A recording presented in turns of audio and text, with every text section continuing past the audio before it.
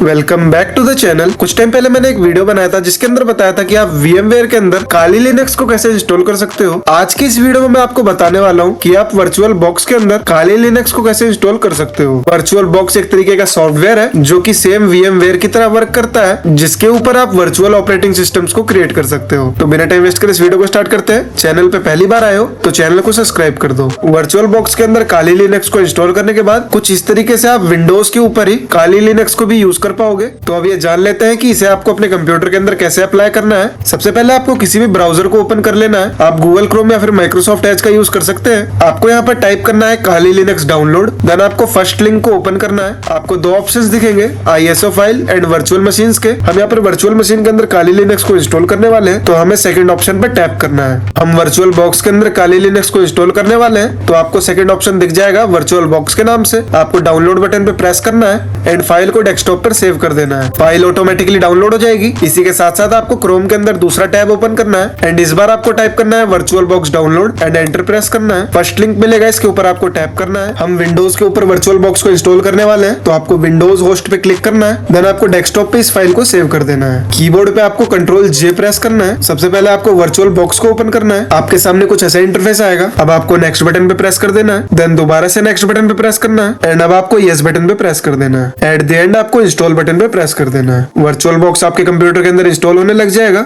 इस ऑप्शन को अनचेक करना है एंड फिनिश बटन पे प्रेस कर देना है। हमारी दूसरी फाइल भी डाउनलोड हो चुकी है, तो अब आपको अपने ब्राउजर को क्लोज कर देना है। डेस्कटॉप पर जो फाइल डाउनलोड हुई है उसको आपको सिंपली राइट क्लिक करके एक्सट्रैक्ट ऑल पे प्रेस कर देना है। मैं यहाँ पर विंडोज 11 को यूज कर रहा हूँ, इसलिए यहाँ पर डायरेक्टली एक्सट्रैक्ट बटन पे प्रेस करके ये फाइल एक्सट्रैक्ट हो जाएगी। बट अगर आपके पास विंडोज 10 है या फिर विंडोज का कोई और वर्जन है, तो आपको 7zip नाम का एक छोटा सा फोल्डर डाउनलोड करना होगा एंड उसके थ्रू आपको इस फाइल को एक्सट्रैक्ट कर लेना है। अब हमने फोल्डर को एक्सट्रैक्ट कर लिया है। अब इस फोल्डर को ओपन करना है। अब आपको ब्लू कलर के आइकन के साथ यहाँ पर एक फाइल दिखेगी। आपको इसके ऊपर राइट क्लिक करना है एंड इसे ओपन कर देना है। हमने वर्चुअल बॉक्स को अपने कंप्यूटर के अंदर इंस्टॉल करा था। आप देख सकते हैं वर्चुअल बॉक्स ऑटोमेटिकली ओपन हो चुका है। अब आपको इस फोल्डर को क्लोज कर देना है। आप यहाँ पर देख सकते हैं कि काली लिनक्स नाम की वर्चुअल मशीन हमारे कंप्यूटर के अंदर क्रिएट हो चुकी है। आपको इसके ऊपर टैप करना है एंड स्टार्ट बटन पे प्रेस कर देना है। यहाँ पर फुल स्क्रीन का ऑप्शन दिखेगा, आपको इसके ऊपर टैप करना है। अब आपको थोड़ा सा वेट करना है। काली लिनक्स ऑटोमेटिकली सारा सेटअप कर देगा और ऑटोमेटिकली आपके कंप्यूटर के अंदर as a virtual machine install हो जाएगा।